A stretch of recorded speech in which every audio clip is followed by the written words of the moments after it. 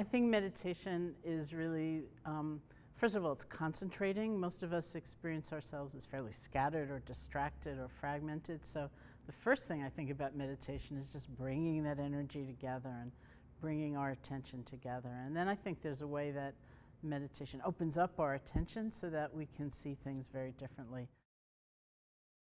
I think there's something beautiful and magnificent in silence, and many times in the retreat center I co-founded, the Insight Meditation Society, where the retreats are silent except for contact with the teacher.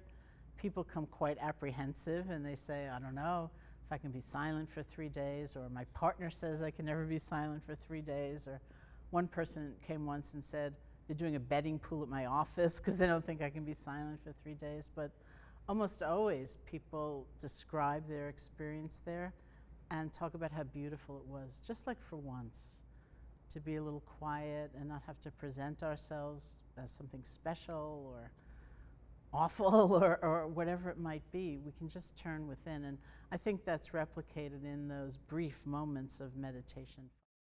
Meditation is many things, and one of the things is really clearing away kind of the clutter or the confusion, and what we see is very vital and alive underneath that. It may be about human connection. It may be about the sense that all of us are connected. It may well be going quite beyond the ordinary constraints of habit and fear and the ways we can feel so alone and cut off. And so the word transcendence, I think, would be appropriate. We can tend to have the habit of, when an emotion arises, of either falling into it, being overwhelmed by it, defined by it. That's one side. And the other side is hating it and fearing it and being ashamed of what we're feeling and thinking we should have been able to control it. So it's a negative emotion.